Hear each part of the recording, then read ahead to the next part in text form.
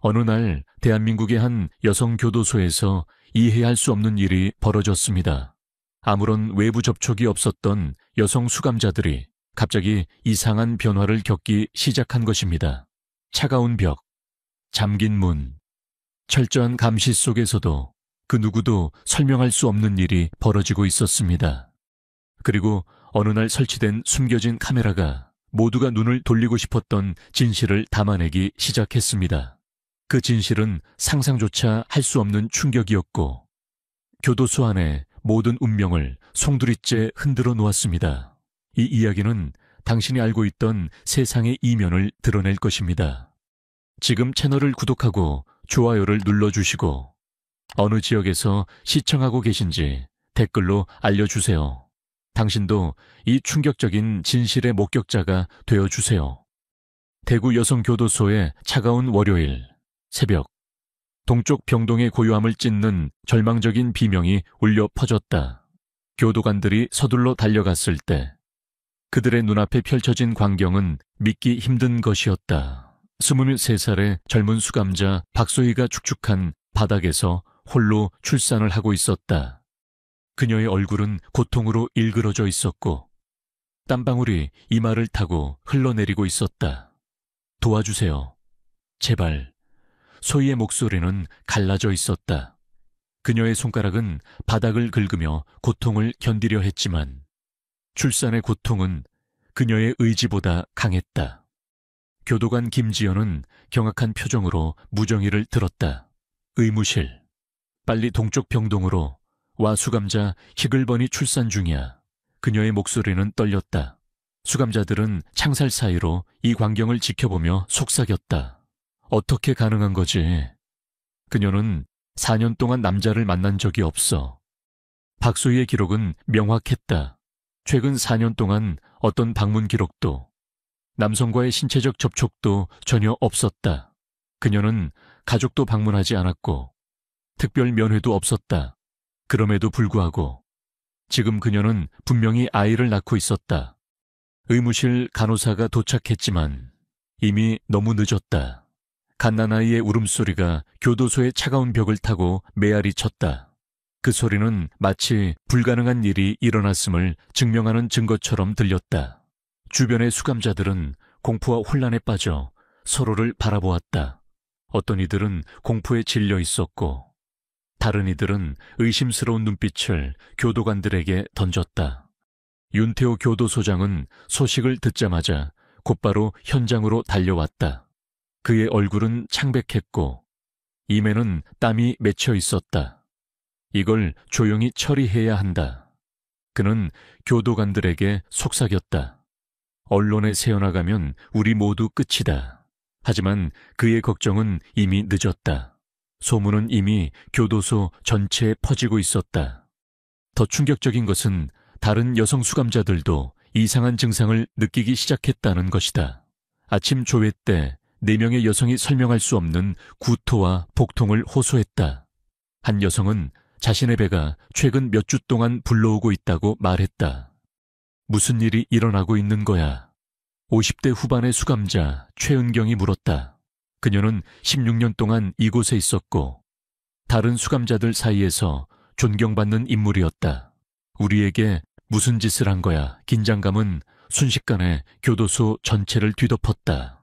수감자들은 서로를 의심스럽게 바라보며 무슨 일이 일어나고 있는지 이해하려고 애썼다. 가장 끔찍한 의심이 그들의 마음을 채웠다. 혹시 교도관들이 이 모든 일에 관여하고 있는 것은 아닐까? 박소희는 이제 간신히 숨을 쉬며 자신의 아기를 가슴에 안고 있었다. 그녀의 창백한 얼굴은 눈물로 젖어 있었다. 교도관들이 아기를 데려가려고 하자 그녀는 필사적으로 저항했다. 안 돼.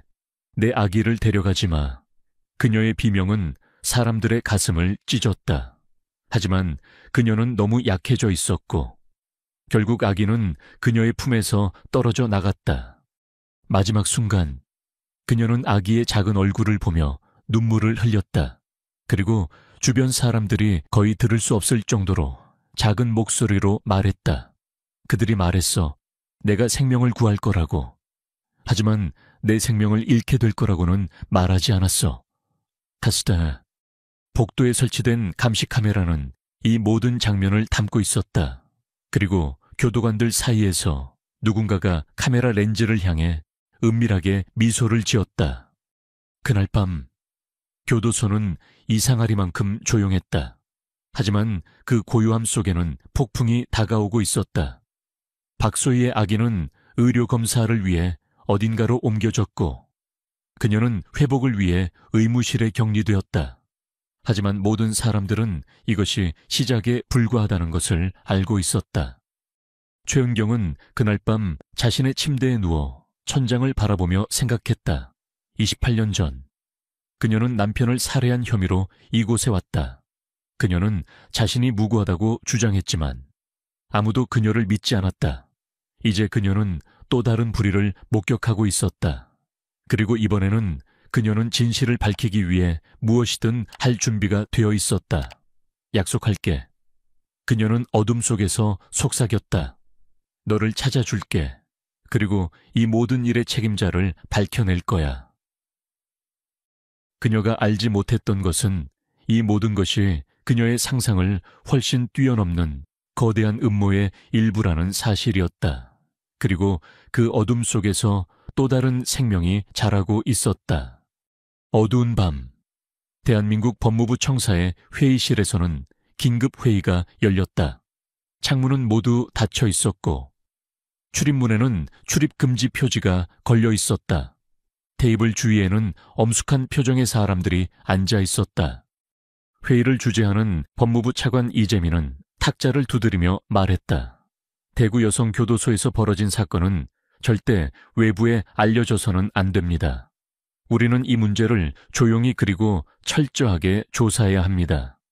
닥터치, 그의 오른쪽에 앉아있던 특별수사팀장 최윤아는 태블릿을 테이블 위에 놓으며 말했다. 저희는 이미 비밀 감시 카메라를 설치할 계획을 세웠습니다. 오늘 밤 교도소 직원들과 수감자들이 모르게 설치할 예정입니다. 법무부 차관은 고개를 끄덕였다. 좋습니다. 하지만 주의하세요. 이 사건이 언론에 새어나가면 우리 모두의 경력은 끝장입니다. 차츠빌리. 그날 밤 특수장비를 실은 검은색 밴이 대구 여성교도소에 도착했다. 시설 점검이라는 명목으로 들어간 팀은 교도소 곳곳에 초소형 카메라를 설치했다. 의무실, 복도, 식당, 그리고 특히 의심스러운 활동이 감지된 서쪽 의료병동에 집중적으로 카메라를 배치했다. 다음 날 아침, 대구 여성교도소는 평소와 같은 일상이 시작되는 듯했다. 하지만 표면 아래에서는 큰 긴장감이 감돌고 있었다. 아침 식사 시간, 식당에서는 여러 수감자들이 모여 작은 목소리로 대화를 나누고 있었다. 들었어, 이수진도 아침에 구토를 했대. 30대 초반의 수감자 정미영이 속삭였다. 그게 무슨 말이야? 그녀도 옆에 앉은 김혜진이 놀란 표정으로 물었다. 이제 4명이나 비슷한 증상을 보이고 있어. 모두 한 달 전에 정기건강검진을 받은 여성들이야. 두 사람의 대화는 최은경이 다가오자 갑자기 멈추었다. 58세 최은경은 교도소에서 가장 오래 있었고 수감자들 사이에서 존경받는 지도자였다. 그녀는 두 여성 옆에 앉으며 조용히 말했다. 조심해. 벽에도 귀가 있어. 그녀는 주변을 살피며 낮은 목소리로 계속했다. 나는 이 모든 일의 원인이 서쪽 의료병동에 있다고 생각해.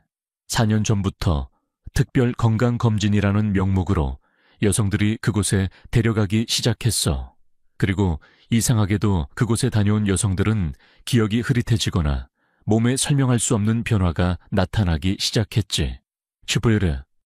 정미영은 주변을 다시 한번 살핀 후 속삭였다.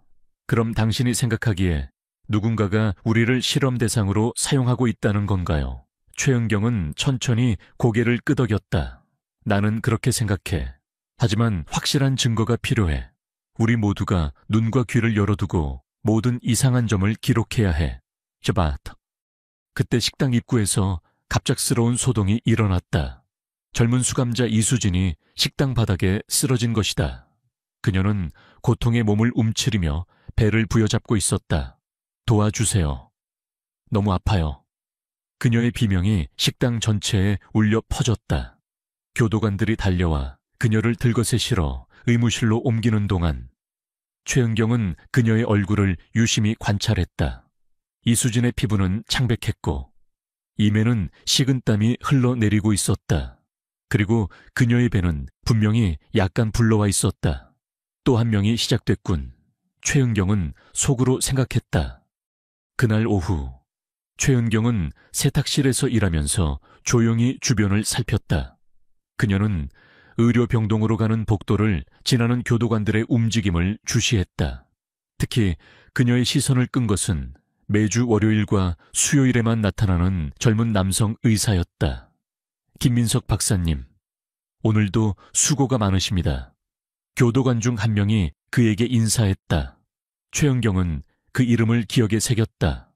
김민석, 이 모든 일에 관련이 있을까? 저녁 시간, 최은경은 자신의 좁은 감방에서 이수진이 의무실로 실려간 후 나누었던 대화를 생각했다. 정미영이 그녀에게 알려준 바에 따르면 이수진은 한 달 전 특별 건강 검진을 받았고 그 후로 기억이 흐릿해졌다고 했다. 그리고 최근 들어 구토와 복통을 겪고 있었다. 최은경은 작은 메모장을 꺼내 그동안 수집한 정보를 정리했다. 지금까지 5명의 여성이 비슷한 증상을 보였고 그들 모두 특별 건강 검진을 받은 후 이상 증상이 나타났다. 그리고 모두 서쪽 의료병동에서 진료를 받았다. 여기서 뭔가 끔찍한 일이 벌어지고 있어. 그녀는 속으로 중얼거렸다. 그날 밤 비밀리에 설치된 감시 카메라는 의료병동에서 이상한 움직임을 포착했다. 자정이 조금 지난 시간 2명의 교도관이 수면제가 투여된 듯한 수감자를 의료병동으로 데려가는 모습이 카메라에 찍혔다. 그리고 얼마 후 김민석 박사라고 불리는 남자가 나타났다. 하지만 이상한 점은 그가 얼굴을 전혀 카메라에 보이지 않도록 조심하고 있다는 것이었다. 법무부 특별수사팀 사무실에서는 이 영상을 실시간으로 지켜보고 있었다. 최윤아 팀장은 화면을 유심히 살피며 말했다. 김민석 박사, 그의 신원을 확인해 보세요. 몇 분 후, 한 팀원이 서류를 들고 들어왔다. 팀장님, 이상한 점을 발견했습니다. 김민석이라는 이름의 의사는 4년 전 KAST를 졸업했지만 그는 졸업 직후 자동차 사고로 사망했습니다. 최윤아의 눈이 커졌다. 그럼 지금 교도소에서 활동하고 있는 김민석은 누구지? 그날 밤 늦게 최은경은 화장실 창문을 통해 교도소 마당을 바라보고 있었다. 그녀는 어두운 밤하늘 아래 김민석 박사라고 불리는 남자가 검은색 차에 타는 모습을 목격했다. 그리고 그 순간 그녀는 그의 얼굴을 분명히 보았다. 이럴 수가. 그녀는 충격에 휩싸였다. 그 얼굴은 분명히 교도소장 윤태호의 아들 윤재혁이었다. 그녀는 그를 몇 년 전 교도소 가족 행사에서 본 적이 있었다. 최은경은 이제 무엇인가 큰 음모가 진행되고 있다는 확신을 갖게 되었다. 그리고 그녀는 그 진실을 밝히기 위해 자신의 목숨을 걸기로 결심했다. 나는 반드시 이 끔찍한 진실을 세상에 알릴 거야. 그녀는 단단히 결심했다. 박소희와 모든 피해자들을 위해서라도. 대구 여성교도소의 서쪽 의료병동은 다른 구역과 달리 항상 조용했다. 두꺼운 벽과 방음 처리된 문으로 인해 내부에서 무슨 일이 일어나는지 외부에서는 알 수 없었다. 오늘도 평소와 같이 정기 검진을 위해 몇몇 수감자들이 호명되었다. 김지수, 이하연, 정유리, 정기 건강 검진을 위해 준비하세요. 확성기를 통해 울려 퍼지는 안내방송은 차갑고 무감정했다. 최은경은 복도에서 세 여성이 교도관들에게 이끌려가는 모습을 지켜보았다. 그녀의 눈에는 걱정과 의심이 가득했다. 김지수는 겨우 24살의 젊은 여성으로 마약 소지 혐의로 수감된 지 2년이 조금 넘었다. 그녀의 얼굴에는 두려움이 역력했지만 거부할 수 없었다. 그들이 돌아오면 어떤 상태일지. 최은경은 마음속으로 생각했다. 그녀는 지난 며칠 동안 자신이 수집한 정보를 다시 검토했다. 지금까지 알아낸 것은 정기검진을 받은 여성들 중 일부가 몇 주 후 설명할 수 없는 증상을 보인다는 것이었다. 그리고 그 증상들은 명백히 임신의 초기 징후와 일치했다. 법무부 특별수사팀의 비밀 카메라는 이제 교도소 곳곳에 설치되어 있었다. 그들은 24시간 내내 모든 움직임을 감시하고 있었다. 최윤아 팀장은 컴퓨터 화면을 통해 서쪽 의료병동으로 향하는 세 여성의 모습을 지켜보았다. 시간을 기록해 두세요. 그는 팀원에게 지시했다. 그들이 얼마나 오래 의료병동에 머무는지 확인하고 싶습니다. 놀랍게도 세 여성은 각각 4시간 이상 의료병동에 머물렀다. 그리고 그들이 돌아왔을 때 그들의 상태는 명백히 달랐다. 그들은 약에 취한 듯 비틀거렸고 눈은 초점을 잃은 채 멍하니 앞을 바라보고 있었다. 팀장님, 의료 기록을 확인했습니다. 한 팀원이 보고했다. 정기검진으로 기록되어 있지만 어떤 검사가 진행되었는지에 대한 구체적인 내용은 없습니다. 그리고 더 이상한 점은 이 검진을 수행한 의사의 이름이 김민석으로 기록되어 있다는 것입니다. 최윤아는 눈썹을 찌푸렸다. 사망한 의사의 이름으로 의료행위가 계속되고 있다니 더 파고들어야겠습니다. 그날 밤 최은경은 김지수를 찾아갔다. 그녀는 여전히 약에 취한 듯 보였지만 의식은 돌아온 상태였다. 지수야, 괜찮니? 최은경이 조심스럽게 물었다. 김지수는 천천히 고개를 들었다. 그녀의 눈은 공허했고 목소리는 떨리고 있었다. 은경 언니, 난 무서워요. 그들이 내게 무슨 짓을 했는지 기억이 나지 않아요. 하지만 뭔가 잘못됐어요. 참치. 최은경은 그녀의 손을 잡았다. 무슨 일이 있었는지 기억나는 대로 말해줄 수 있겠니? 김지수는 고개를 흔들었다. 기억이 조각조각 나 있어요. 의료병동에 도착했을 때. 그들은 내게 약을 주었어요. 그 후로는 모든 것이 흐릿해요. 하지만 그녀는 갑자기 떨며 말을 멈추었다. 나는 차가운 금속 테이블 위에 누워 있었던 것 같아요. 그리고 여러 목소리가 들렸어요. 그 중에는 분명히 남자 목소리도 있었어요. 나체. 최은경의 의심은 점점 확신으로 변해갔다. 그녀는 김지수의 어깨를 꼭 잡았다. 지수야, 네가 본 남자의 얼굴을 기억할 수 있니? 김지수는 집중하려고 노력했지만 결국 포기했다. 아니요, 기억이 나지 않아요. 하지만 그가 김 선생님이라고 불리는 것은 들었어요. 다음 날 아침, 최은경은 도서관에서 일하는 척하며 컴퓨터에 접근할 기회를 노렸다. 교도관의 시선이 다른 곳으로 향했을 때 그녀는 재빨리 검색창에 김민석 의사 사망이라고 입력했다. 검색 결과는 충격적이었다. 4년 전 젊은 의대 졸업생 김민석이 대구에서 자동차 사고로 사망했다는 뉴스 기사가 나왔다. 기사에는 그의 사진이 포함되어 있었는데 그것은 교도소에서 김민석이라는 이름으로 활동하는 사람과 전혀 달랐다. 역시 가짜 신분을 사용하고 있었군. 최은경은 속으로 생각했다. 그날 저녁 최은경은 자신의 발견을 정미영과 김혜진에게 은밀히 알렸다. 그들은 교도소 내 식당의 구석진 테이블에 모여 작은 목소리로 대화를 나누었다. 김민석이라는 이름의 의사는 4년 전에 이미 사망했어.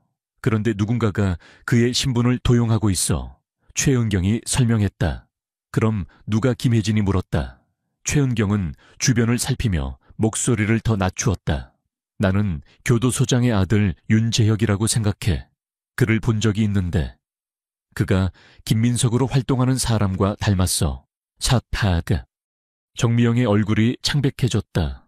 만약 교도소장이 이 모든 일에 관여하고 있다면 우리는 누구에게도 도움을 청할 수 없어. 불안한 침묵이 세 사람 사이에 흘렀다. 그때 갑자기 박소희가 식당으로 들어왔다. 그녀는 출산 후 처음으로 다른 수감자들 앞에 나타난 것이었다. 그녀의 얼굴은 여전히 창백했고 눈에는 깊은 슬픔이 서려 있었다. 최은경이 그녀에게 다가갔다. 소희야, 괜찮니? 아기는... 박소희의 눈에서 눈물이 흘러내렸다. 그들이 내 아기를 데려갔어요. 의학적 검사를 위해서라고 했지만 그 후로 아무도 아기에 대해 알려주지 않아요.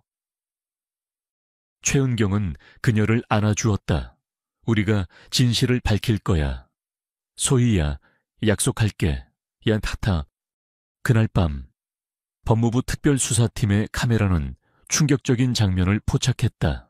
자정이 조금 지난 시간, 윤태호 교도소장과 김민석이라 불리는 남자가 비밀리에 만나는 모습이 찍혔다.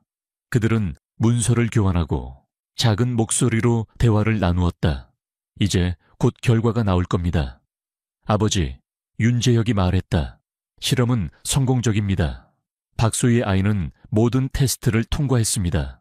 윤태호는 고개를 끄덕였다. 좋아. 하지만 더 많은 실험 대상이 필요해. 특히 건강한 젊은 여성들. 자카치아. 그들의 대화는 갑작스러운 소음에 중단되었다.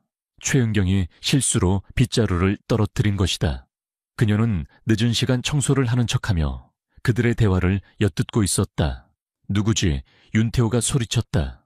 최은경은 재빨리 그림자 속으로 몸을 숨겼다. 그녀의 심장은 격렬하게 뛰고 있었다. 그녀는 이제 끔찍한 진실의 일부를 알게 되었다. 하지만 그녀가 알지 못하는 더 끔찍한 진실이 아직 숨겨져 있었다. 최은경은 그날 밤 잠을 이루지 못했다. 그녀가 목격한 장면과 들은 대화는 너무나 충격적이었다. 교도소장과 그의 아들이 수감자들을 대상으로 어떤 실험을 하고 있다는 사실이 그녀의 마음을 무겁게 짓눌렀다. 다음 날 아침, 그녀는 더 많은 정보를 수집하기로 결심했다. 교도소의 일상이 시작되자 최은경은 의료병동에서 일하는 청소부 이영자를 찾아갔다. 이영자는 50대 초반의 조용한 여성으로 교도소의 모든 구석구석을 드나들 수 있는 몇 안 되는 사람 중 하나였다. 영자 씨, 잠깐 이야기 좀 할 수 있을까요? 최은경이 조심스럽게 물었다. 이영자는 주변을 살피더니 고개를 끄덕였다. 두 사람은 세탁실의 구석진 곳으로 자리를 옮겼다. 무슨 일이세요? 은경씨, 이영자가 작은 목소리로 물었다. 서쪽 의료병동에서 무슨 일이 일어나고 있는지 알고 싶어요. 특히 김민석이라는 의사와 관련해서요. 이영자의 얼굴이 갑자기 창백해졌다. 그녀의 손이 떨리기 시작했다. 그건 위험한 질문이에요. 난 말할 수 없어요. 최은경은 그녀의 손을 꼭 잡았다. 영자씨, 여기서 끔찍한 일이 벌어지고 있어요. 수감자들이 모르는 사이에 임신을 하고 있다고요. 박소희의 아이도 갑자기 사라졌어요. 우리는 진실을 알아야 해요. 오디슈리. 이영자의 눈에 눈물이 고였다. 그녀는 한참 동안 침묵을 지키다가 마침내 떨리는 목소리로 말했다. 매달 그들은 계약을 맺어요. 돈 많은 사람들과. 최은경은 가슴이 철렁 내려앉는 느낌이었다. 무슨 계약이요?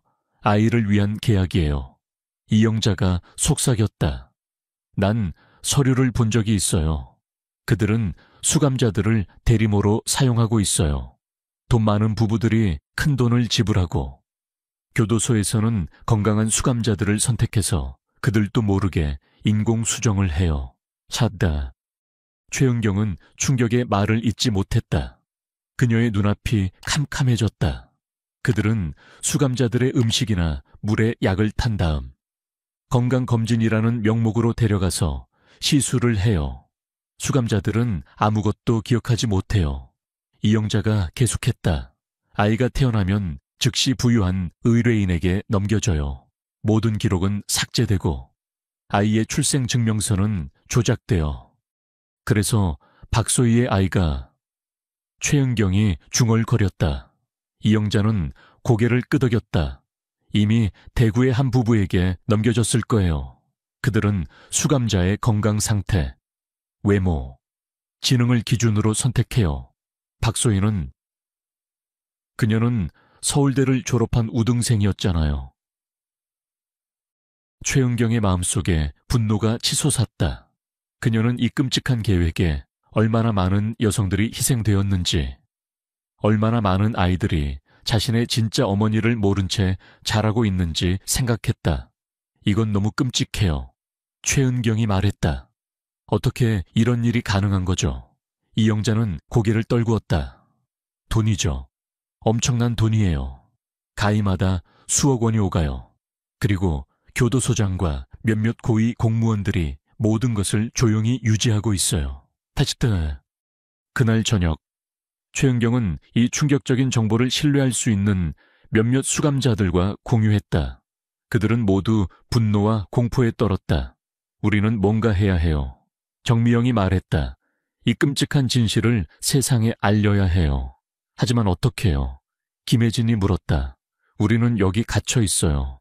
아무도 우리 말을 믿지 않을 거예요. 서다론사. 최은경은 잠시 생각에 잠겼다. 그때 그녀의 눈이 빛났다. 증거가 필요해요. 그들의 대화를 녹음하면 어떨까요? 하지만 어떡해요? 우리에겐 녹음기 같은 것이 없어요. 정미영이 말했다. 최은경은 미소를 지었다. 실은 내가 방법을 알아요. 12년 전 내가 라디오 수리공으로 일했거든요. 우리에게 필요한 것은 오래된 라디오 한 대와 몇 가지 부품뿐이에요. 삼den카. 그들은 비밀리에 계획을 세웠다. 이영자는 교도소 창고에서 오래된 라디오를 가져오기로 했고, 김혜진은 필요한 부품을 구하기 위해 다른 수감자들에게 도움을 청하기로 했다. 최은경은 라디오를 개조하여 가니 녹음기로 만들 계획이었다. 조심해요. 최은경이 경고했다. 만약 들키면 우리 모두 큰 위험에 처할 거예요. 핫다루에. 그날 밤 법무부 특별수사팀의 카메라는 또 다른 충격적인 장면을 포착했다. 검은 정장을 입은 신비로운 여성이 윤태호 교도소장 사무실에서 만나는 모습이었다. 2명의 새로운 제품이 곧 준비될 겁니다. 윤태호가 말했다. 둘 다 건강하고 젊은 여성들입니다. 하나는 예술대학 출신이고 다른 하나는 체육대학 출신입니다. 여성은 고개를 끄덕였다. 좋습니다. 저희 고객들은 특히 예술적 재능이나 운동 능력이 뛰어난 기증자를 선호합니다. 가격은 이전과 같습니다. 아이 한 명당 2억 5천만 원. 윤태호는 미소를 지었다. 물론입니다. 그리고 추가 비용으로 우리는 아이의 DNA가 구매자의 DNA와 일치하도록 조작할 수도 있습니다. 완벽한 위조죠. 여성은 서류가 든 봉투를 윤태호에게 건넸다. 여기 새로운 계약서가 있습니다. 다음 달에 2명의 새로운 구매자가 있을 예정입니다. 특별히 요청 사항이 있으니 검토해 주세요. 최윤아 팀장은 이 대화를 지켜보며 충격에 빠졌다. 이건 인신매매야. 그가 중얼거렸다. 아이들을 상품처럼 사고 파는 거야. 그는 즉시 법무부 차관에게 연락했다.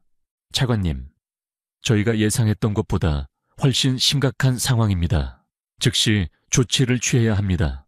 파처비레나스. 그러나 차관의 반응은 예상과 달랐다. 아직은 안 돼. 최 팀장, 더 많은 증거가 필요합니다. 이건 단순한 범죄가 아니라 국가적 스캔들이 될 수 있어요. 신중하게 접근해야 합니다. 한편 의무실에 격리되어 있던 박소희는 점점 약해지고 있었다. 출산 후 합병증으로 그녀는 고열에 시달리고 있었지만 제대로 된 치료를 받지 못하고 있었다. 그녀는 자신의 아이가 어디에 있는지, 무슨 일이 일어났는지 아무것도 모른 채 절망 속에서 하루하루를 버티고 있었다. 그날 밤 최은경은 몰래 의무실에 침입하여 박소희를 만났다. 그녀의 상태는 매우 좋지 않았다. 소희야, 괜찮니? 최은경이 속삭였다. 박소희는 희미하게 미소 지었다. 그녀의 얼굴은 창백했고 눈은 열기로 빛나고 있었다. 은경 언니, 내 아이는 어디 있나요? 최은경은 그녀에게 진실을 말할 수 없었다. 대신 그녀는 박소희의 손을 꼭 잡았다. 걱정하지 마. 소희야, 우리가 너의 아이를 찾을 거야. 그리고 이 모든 일의 책임자들을 드러내 벌받게 할 거야. 박소희의 눈에서 눈물이 흘러내렸다. 언니, 만약 내가 이곳을 나가지 못한다면 내 아이에게 말해주세요. 내가 그를 사랑했다고, 그리고 절대 포기하지 않았다고. 최은경도 눈물을 참을 수 없었다. 그녀는 박소희를 부드럽게 안아주었다. 그럴 일은 없을 거야. 우리 모두 이곳을 나갈 거야. 약속할게. 박소희가 고열에 시달리는 동안 그녀의 아이는 이미 대구의 동구에 위치한 호화로운 아파트에 도착해 있었다. 최상민 변호사 김도연과 그의 아내 이서영은 오랫동안 아이를 갖기 위해 노력했지만 실패했다. 그들은 마침내 특별한 입양기관을 통해 갓난아이를 받게 되었다. 얼마나 아름다운 아이인가요? 이서영이 갓난아이를 품에 안으며 감탄했다. 김도연은 창가에 서서 담배를 피우고 있었다. 그의 표정은 복잡했다. 2억 5천이라. 비싼 가격이었어. 하지만 가치 있는 투자예요. 그의 아내가 대답했다. 이제 우리에게도 아들이 생겼어요. 아무도 진실을 알 필요 없어요. 김도현은 창문을 통해 대구의 야경을 바라보았다. 그는 자신이 방금 한 일의 윤리적 의미를 생각하려 하지 않았다. 그에게 중요한 것은 결과뿐이었다. DNA 검사는 어떻게 됐지? 그가 물었다. 걱정 마세요. 그의 아내가 미소 지으며 대답했다. 그들이 약속한 대로 모든 공식 기록에는 이 아이가 우리의 생물학적 아들로 나올 거예요. 그들이 특별한 기술을 가지고 있다고 했잖아요. 김도현은 고개를 끄덕였다. 그는 자신이 거물급 정치인들과 재벌들을 변호하면서 많은 비밀을 알게 되었지만 대구 여성교도소에서 일어나는 일은 그의 상상을 초월했다. 하지만 그는 침묵을 유지할 것이다. 그의 새로운 가정을 위해서. 한편 대구 여성교도소에서는 박소희가 드디어 의무실에서 일반 병동으로 돌아왔다. 그녀의 건강은 여전히 좋지 않았지만 더 이상 의무실에 격리할 이유가 없다고 판단한 것이다. 사실은 그녀가 너무 많은 것을 알게 되는 것을 우려한 교도소장의 결정이었다. 박소희는 자신의 작은 감방에 앉아 창밖을 바라보고 있었다. 그녀의 눈에는 슬픔과 공허함이 가득했다. 최은 AQ경이 조용히 그녀의 감방문 앞에 나타났다. 소희야, 최은경이 부드럽게 불렀다. 박소희는 천천히 고개를 돌렸다. 그녀의 얼굴은 여전히 창백했지만 눈빛에는 작은 불씨가 타오르고 있었다. 언니, 내 아이는 어디? 박소희의 아이를 찾기 위한 최은경의 싸움은 이제 시작일 뿐이다. 거대한 음모와 맞서며 그녀는 진실을 밝혀낼 수 있을까? 여러분은 윤태호 교도소장의 비밀에 대해 어떻게 생각하시나요? 이 충격적인 이야기에 함께해 주셔서 감사합니다. 좋아요, 공유, 채널 구독으로 응원해 주세요. 다음 사연에서 만나요.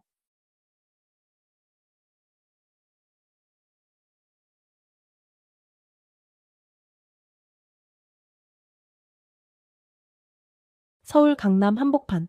청소부로 보이는 이정옥 할머니가 매일 아침 빗자루를 든다. 하지만 젊은 직원들의 조롱과 뜨거운 커피 세례 속 그녀의 숨겨진 정체가 드러나는 순간 모든 것이 뒤바뀐다. 이 놀라운 이야기에 빠져보세요. 채널 구독과 좋아요로 응원해주세요. 오늘의 사연을 듣다가 화가 나고 답답하실 때는 속 시원하게 댓글로 응원해주세요. 자, 시작합시다. 야, 저기 봐. 또 저 할머니네. 아침부터 열심히도 하시네. 저러다 우리 매장 앞에서 넘어지시면서 그러게 저 나이에 저런 일을 하시는 게 안쓰럽긴 한데 왜 꼭 사람 있을 때 청소를 하는 거야? 매일 아침 같은 시간, 같은 자리에서 들리는 수근거림이 있습니다. 젊은 직원들의 말소리가 귀에 들릴 때마다 저는 묵묵히 빗자루질을 계속했습니다. 제 손길이 닿는 곳마다 조금씩 더 깨끗해지는 것을 보는 게 제겐 작은 행복이었죠. 좀 봐요. 여기가 어디라고 생각하는지. 아, 서울 강남이야. 강남, 어휴. 진짜 저 할머니 때문에 우리 매장 클래스가 다 떨어진다니까 그들은 몰랐습니다. 제가 매일 아침 이렇게 건물 앞을 쓸고 화단을 가꾸고 계단과 복도를 청소하는 이유를. 저는 이정옥입니다. 올해 64. 그리고 이 서울 강남 땅 한복판에서 매일 아침을 청소로 시작하는 평범한 청소원이라고 모두가 알고 있습니다. 매일 새벽 작업복 차림으로 이 건물 구석구석을 돌며 청소를 하는 동안 수많은 사람들이 제 곁을 지나갑니다. 때로는 따뜻한 미소로, 때로는 차가운 시선으로, 그리고 때로는 제가 그저 투명 인간이기라도 한 것처럼 말이죠. 하지만 괜찮습니다.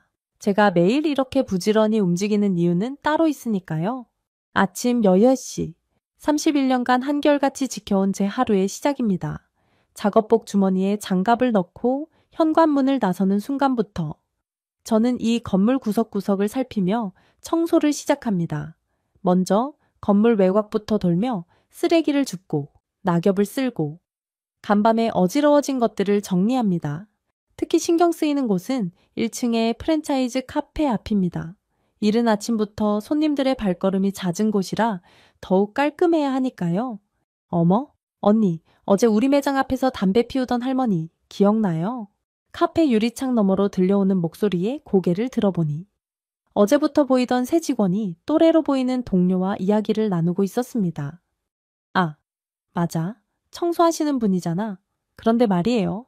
오늘도 보니까 저기서 계속 왔다 갔다 하시는데 좀 그렇지 않아요. 여기가 서울 강남인데 저도 모르게 빗자루질 하던 손이 멈칫했습니다. 젊은 직원의 목소리에 담긴 얄미우면서도 오만한 톤이 귀에 거슬렸기 때문입니다. 어제는 제가 여기서 담배 피우시면 안 된다고 했더니 쳐다보지도 않고 가시더라고요. 청소하시는 분이면 기본적인 매너는 있어야. 말꼬리를 흐리는 목소리가 들려왔습니다. 하지만 저는 어제 단 한 번도 이 건물 앞에서 담배를 피운 적이 없습니다. 애초에 담배를 피우지도 않는걸요. 아마도 지나가던 다른 누군가를 저로 착각한 모양입니다. 그러게, 어휴, 우리 매장 앞에서 저러고 계시면 좀 그렇지 않아요. 이미지가 너무 안 좋아 보여요. 한숨을 삼키며 다시 빗자루질을 시작했습니다. 이런 대화는 늘 있어왔던 일이라 이제는 그저 귀에 흘려보내는 법을 배웠습니다. 하지만 오늘따라 가슴 한켠이 좀 더 무거워지는 걸 느낍니다. 9시가 되자 건물이 본격적으로 활기를 띠기 시작했습니다. 사무실 직원들이 하나둘 출근하고 카페에도 손님들의 발길이 이어졌습니다. 저는 조용히 2층으로 올라가 복도 청소를 시작했습니다. 어머, 할머니. 뒤에서 들려온 목소리에 고개를 돌렸을 때였습니다. 뜨거운 무언가가 제 팔을 적셨고 따가운 통증이 순식간에 퍼져나갔습니다. 아이고, 죄송해요. 실수였어요. 아까 그 새 직원이었습니다. 하지만 그 목소리에는 미안함보다 웃음이 더 짙게 묻어났습니다. 그녀의 손에 들린 텀블러에서는 아직도 김이 모락모락 피어오르고 있었고 제 팔은 화상으로 인해 빨갛게 부어오르기 시작했습니다. 괜찮으세요? 그래도 뜨거운 커피를 조심하셨으면. 웃음을 지으며 던진 그 말에서 저는 이것이 단순한 실수가 아니었음을 직감했습니다. 통증을 참으며 화장실로 향했습니다. 차가운 물로 3일의 화상을 식히는 동안 머릿속으로는 수많은 생각이 스쳐 지나갔습니다. 오늘따라 제 사무실 금고 속에 보관된 서류들이 떠올랐습니다. 이 건물의 기부등본과 소유권 증명서, 그리고 지난 수십 년간의 투자 기록들. 하지만 아직은 때가 아니었습니다. 전곡 씨, 오늘은 일찍 들어가세요. 경비실 초의 실장님의 걱정 어린 목소리를 뒤로 하고 저는 묵묵히 건물을 나섰습니다. 오늘 처음으로 제가 이 건물의 주인이라는 사실을 밝혀야 할지 진지하게 고민하게 되었습니다. 응급실 진료를 마치고 집으로 돌아오는 길. 팔의 통증보다 더 아픈 것은 마음이었습니다. 의사 선생님은 다행히 이도 화상으로 크게 걱정할 정도는 아니라고 했지만 붕대로 감싸진 오른팔을 보고 있자니 울컥하는 감정을 누르기가 힘들었습니다. 전곡 씨, 이러다가 큰일 날 수 있어요. 이제는 뭔가 조치를 취해야 하지 않겠어요. 저녁이 되어 찾아온 오랜 친구 미경 씨의 말에 저는 깊은 한숨만 내쉬었습니다. 31년 지기인 미경 씨는 제가 이 건물의 실소유주라는 것을 아는 몇 안 되는 사람 중 하나였습니다. 내가 봐도 이건 너무하잖아. 그동안 청소부인 척하면서 건물 관리한다고 고생했는데 이제 그만하고 정식으로 관리인을 고용하는 게 어때요? 아니에요. 내가 직접 관리하고 싶어요. 그동안 그래왔던 것처럼. 하지만 이번에는 뭔가 달랐습니다. 그동안 겪어온 수많은 무시와 멸시가 머릿속을 스쳐 지나갔습니다. 특히 오늘 그 젊은 직원의 눈빛에서 느껴진 조롱과 경멸은 제가 그동안 참아온 한계를 넘어서는 것이었습니다. CCTV 좀 확인해 볼까요? 평소답지 않은 제 말에 미경 씨가 놀란 듯 쳐다보았습니다. 어머, 정국 씨가 그런 말을 다 하네. 이제는 좀 달라져야 할 것 같아요. 다음날 아침, 저는 평소와 같은 시간에 출근했지만 청소는 하지 않았습니다. 대신 경비실의 최 실장님을 찾았습니다. 최 실장님, CCTV 영상 좀 확인해 주시겠어요? 네야, 그게 저희가 마음대로 보여드릴 수 있는 건 아닌데? 괜찮아요. 제가 요청하는 거예요. 주머니에서 꺼낸 명함을 내밀었습니다. 거기엔 제 이름과 함께 Y 빌딩 대표 이사라는 직함이 선명하게 박혀 있었습니다. 네, 이정옥 대표님이세요? 최 실장님의 눈이 커졌습니다. 31년간 한 번도 꺼내 보인 적 없던 명함이었습니다. 어제 있었던 일에 CCTV 영상을 백업해 주세요.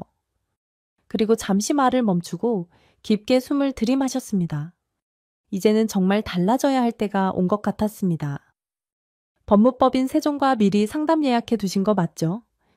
네, 오늘 오후 4시로 예약해 뒀습니다. 좋아요. 그동안의 CCTV 영상도 8일치 정도 준비해 주세요. 특히 그 직원이 다른 사람들을 대하는 태도나 업무 중 부적절한 행동이 있었는지 꼼꼼히 챙겨주세요. 경비실을 나서는 제 발걸음이 평소보다 조금 더 무거웠습니다. 하지만 이제는 더 이상 물러설 수 없다는 걸 알았습니다. 오늘 하루, 저는 제 권리를 지키기 위한 첫 발걸음을 내딛기로 했습니다. 카페 앞을 지나칠 때 어김없이 들려오는 그들의 웃음소리가 들렸습니다. 하지만 오늘은 달랐습니다. 더 이상 그저 지나치지 않을 겁니다. 이제는 제가 누구인지를 보여줄 때가 된 것 같네요. 법무법인 세종의 회의실에 앉아 있자니 이상하게도 마음이 차분해졌습니다. 이 대표님, CCTV 영상을 검토해 봤습니다. 분명한 고의성이 있어 보이네요. 초의 변호사의 목소리는 단단했습니다. 책상 위에는 제가 그동안 겪었던 일들을 기록한 문서와 최 실장님이 준비해준 CCTV 영상 자료들이 가지런히 놓여 있었습니다. 특히 사고 전후의 영상을 보면 그 직원이 의도적으로 뜨거운 커피를 준비해서 기다렸다는 정황이 보입니다. 이런 행위는 단순 과실을 넘어서는 거죠. 그렇군요. 게다가 그동안의 CCTV를 분석해보니 이 직원이 다른 고객들이나 청소 직원들을 상대로도 비슷한 행태를 보여왔더군요. 명백한 업무 방해와 모욕적 행위가 반복되어 왔습니다. 창밖으로 늦가을에 햇살이 따스하게 들어왔습니다. 이 시간이면 평소에는 3층 화장실 청소를 하고 있을 텐데 오늘은 이렇게 정장 차림으로 앉아있는 제 모습이 새삼 낯설게 느껴졌습니다. 어떻게 진행하면 좋을까요? 우선 공식적인 절차를 밟아야 합니다. 프랜차이즈 본사에 공문을 보내고 해당 직원에 대한 형사 고소도 준비하겠습니다. 동시에 민사상 손해배상도 청구할 수 있고요. 잠시 침묵이 흘렀습니다. 제 마음 한켠에서는 여전히 망설임이 있었습니다. 그동안 조용히 살아왔던 제 모습을 버리는 것 같아서일까요? 망설이시는 것 같습니다만 최 변호사가 안경을 고치며 말을 이었습니다. 이 대표님, 이건 단순히 개인적인 보복이 아닙니다. 우리 사회의 만연한 차별과 편견, 그리고 그로 인한 폭력에 대한 경종을 울리는 일이 될 수 있습니다. 그의 말에 고개를 끄덕였습니다. 맞습니다. 이건 저 하나만의 문제가 아니었으니까요. 다음 날 아침, 저는 여전히 평소와 같은 시간에 건물에 도착했습니다. 하지만 이번에는 작업복이 아닌 단정한 정장 차림이었습니다. 로비에서 마주친 최 실장님이 깍듯하게 인사를 건넸고 평소 저를 스쳐 지나던 사람들이 의아한 눈길로 바라보았습니다. 그리고 카페 앞에 도착했을 때였습니다. 어머, 저기 청소하시던 근데 왜 저러고 계시지? 제 그 직원이 동료와 함께 수근거리는 소리가 들렸습니다. 제가 다가가자 그들은 어색한 표정을 지었습니다. 안녕하세요. 어제 커피를 쏟으신 직원분 맞으시죠? 네야. 그게 지점장님 계신가요? 그 순간 카페 안은 묘한 긴장감이 감돌았습니다. 직원들의 표정이 굳어졌고 손님들의 시선이 이쪽으로 모였습니다.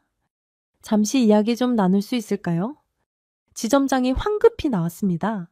그의 손에는 본사에서 막 받았을 공문이 들려 있었고 얼굴은 핏기가 가신 듯 창백했다. 이제야 진짜 제 모습을 보여줄 시간이 된 것 같네요. 네? 네? 본사에서도 방금 연락을 받았습니다. 정말 죄송합니다. 지점장의 목소리가 떨렸습니다. 주변의 모든 시선이 저희를 향해 있었지만 이상하게도 제 마음은 차분했습니다. 어제 있었던 일에 대해 이야기를 나누고 싶은데요. 사무실로 올라가시죠. 제 말에 지점장이 황급히 고개를 끄덕였습니다. 그 뒤로 커피를 쏟았던 직원의 얼굴이 창백하게 변해가는 것이 보였습니다. 잠시만요. 그 직원분도 함께 올라오시죠. 6층 제 사무실 문을 열었을 때 두 사람의 놀란 표정이 역력했습니다. 31년 동안 한 번도 개방한 적 없던 이 공간은 건물주의 품격이 느껴지는 고급스러운 인테리어로 꾸며져 있었으니까요. 앉으시죠. 중후한 책상 앞에 앉자 지점장이 먼저 입을 열었습니다. 정말 죄송합니다. 대표님, 저희가 그동안 얼마나 무례했는지 직원 교육이 부족했던 점 깊이 사과드립니다. 교육의 문제일까요? 제 말에 두 사람이 움찔했습니다. 그리고 그동안 다른 청소 직원들이나 손님들을 대하는 태도도 모두도 녹화되어 있고 젊은 직원의 얼굴이 더욱 하얗게 변했습니다. 죄송합니다. 미안하다는 말씀은 받지 않겠습니다. 지금 필요한 건 사과가 아니에요. 잠시 침묵이 흘렀습니다. 창밖으로 늦가을의 단풍이 바람에 흔들리고 있었습니다. 제가 31년 동안 이 건물을 직접 청소하고 관리해온 이유를 아세요? 두 사람은 말없이 고개를 저었습니다. 이 건물에 드나드는 모든 사람들의 삶을 직접 보고 싶었어요. 그들이 무슨 생각을 하는지, 어떤 마음으로 하루하루를 보내는지, 그리고 우리 사회의 민낯은 어떤지도 서랍에서 오래된 사진 한 장을 꺼냈습니다. 31년 전, 이제 막 건물을 지었을 때의 모습이었습니다.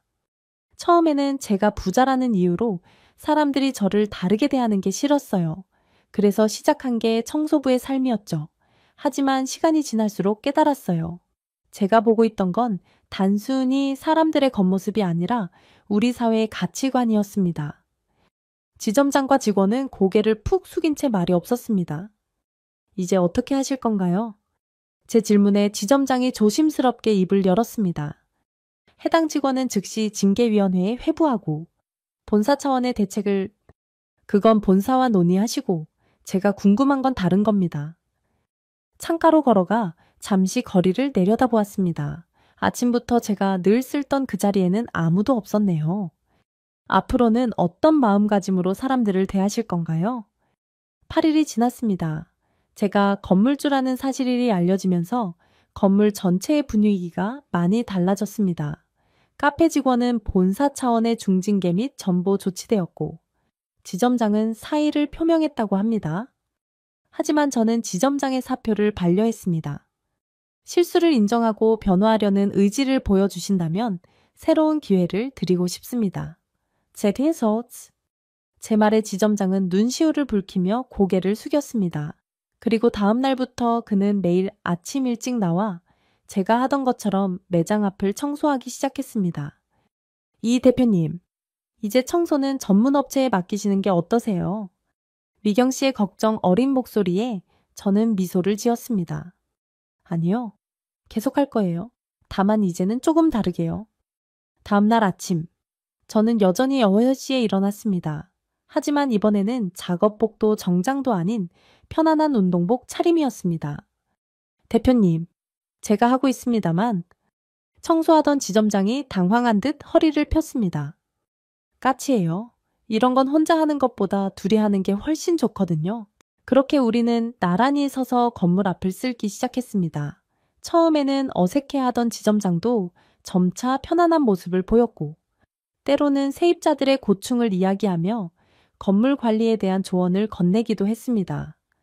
한 달이 지난 어느 날이었습니다. 이 대표님, 제가 다른 직원들과 함께 매주 한 번씩 건물 대청소를 하려고 하는데 괜찮으실까요? 지점장의 제안에 고개를 끄덕였습니다. 그리고 그날부터 매주 월요일 아침, 카페 직원들과 다른 점포의 직원들도 하나둘 자발적으로 청소에 동참하기 시작했습니다. 처음에는 이해가 안 됐어요. 이 건물의 주인이신 분이 왜 직접 청소를 하시는지. 청소를 마치고 함께 마시는 아침 커피 자리에서 지점장이 말했습니다. 하지만 이제는 조금 알 것 같아요. 건물을 관리한다는 게 단순히 시설을 유지하는 게 아니라 이곳에서 살아가는 모든 사람들의 마음을 보살피는 일이라는 거죠. 창밖으로 따스한 봄 햇살이 들어왔습니다. 어느새 계절이 바뀌어 있었네요. 아침마다 청소하면서 느껴요. 사람들이 조금씩 변하고 있다는 걸요. 이제는 서로 인사도 나누고, 때로는 도움도 주고받고, 예전에는 보이지 않던 것들이 보이기 시작했어요. 제 말에 지점장이 깊이 공감한다는 듯 고개를 끄덕였습니다. 그래서 전 앞으로도 계속 이렇게 청소할 거예요. 이제는 혼자가 아닌 우리 모두와 함께요. 창가에 걸린 거울에 비친 제 모습이 밝게 웃고 있었습니다. 서랍 속의 작업복을 보며 생각했습니다. 앞으로는 그 옷을 입지 않아도 되겠지만 절대로 버리지는 않을 거예요. 그건 제가 31년 동안 배운 소중한 가르침의 증거니까요. 바로 겉모습이 아닌 마음을 보는 법을. 오늘도 여전히 저는 아침 8시에 건물 앞에 섭니다. 달라진 것이 있다면 이제는 혼자가 아니라는 점이에요. 대표님, 오늘은 제가 1층을 맡을게요. 저희는 2층 화장실 청소하러 가보겠습니다. 어머, 이쪽 유리창이 좀 지저분하네요. 제가 닦을게요. 매일 아침 저와 함께 청소를 시작하는 사람들의 수가 조금씩 늘어나고 있습니다. 누가 시키지 않았는데도 자발적으로 모여 서로를 돕는 모습을 보면 가슴 한켠이 따뜻해집니다. 할머니, 아니, 이 대표님, 카페 입구에서 익숙한 목소리가 들립니다. 온 알바생이 아직도 가끔 실수로 할머니라고 부르곤 하지만 더 이상 그 말에 숨겨진 비웃음은 없답니다. 여기 따뜻한 아메리카노 한 잔 준비했어요. 오늘도 수고 많으시네요. 고마워요. 근데 이제 대표님 말고 그냥 할머니라고 편하게 불러도 돼요. 그게 더 정이 가네요. 지난 봄 그 사건 이후로 많은 것이 변했습니다. 하지만 가장 큰 변화는 제 마음속에서 일어났어요.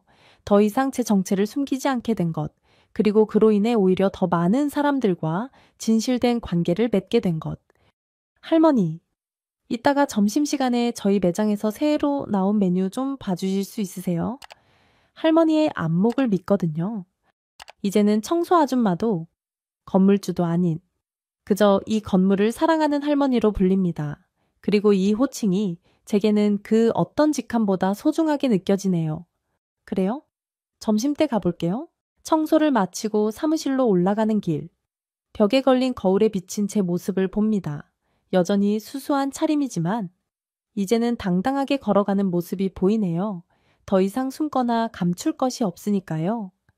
제 책상 위에는 여전히 31년 동안 입었던 작업복이 걸려 있습니다. 이제는 입지 않는 옷이지만 절대 버리지 않을 거예요. 그건 단순한 작업복이 아니라 제게 인생의 가장 소중한 가르침을 준 스승이죠. 창밖으로 보이는 서울 강남의 거리는 여전히 분주합니다. 화려한 외관의 빌딩들 사이에서 우리 건물은 그리 특별해 보이지 않을 수도 있겠죠. 하지만 저는 압니다. 이곳이 얼마나 특별한 곳인지를. 벽에 걸린 액자 속 사진을 바라봅니다. 31년 전 이 건물을 처음 지었을 때의 모습이에요. 그 옆으로 최근에 찍은 단체 사진이 놓여 있습니다. 매주 월요일 아침 다 함께 청소하는 우리들의 모습이죠. 두 사진을 나란히 보고 있자니 문득 깨달음이 찾아옵니다. 건물은 세월이 흘러도 그저 건물일 뿐이지만 그 안에 사는 사람들의 마음이 모이면 그곳이 바로 우리의 공간이 된다는 것을, 그리고 그 공간을 만드는 것은 결국 서로를 이해하고 배려하는 마음, 그리고 겉모습이 아닌 진심을 볼 줄 아는 눈이라는 것을요. 할머니, 회의 시간이에요. 문 밖에서 들리는 반가운 목소리에 자리에서 일어섭니다. 오늘도 저는 이 특별한 공간 속에서 새로운 하루를 시작하려 합니다. 이제는 더 이상 혼자가 아닌 우리 모두와 함께. 이정옥은 정체를 드러내며 건물을 변화시켰다. 청소는 이제 모두의 일이 되었고 진심이 공간을 만들었다. 여러분은 지점장의 변화에 대해 어떻게 생각하시나요? 이 감동적인 여정에 함께해 주셔서 감사합니다. 좋아요, 공유, 채널 구독으로 응원해 주세요. 다음 이야기에서 만나요.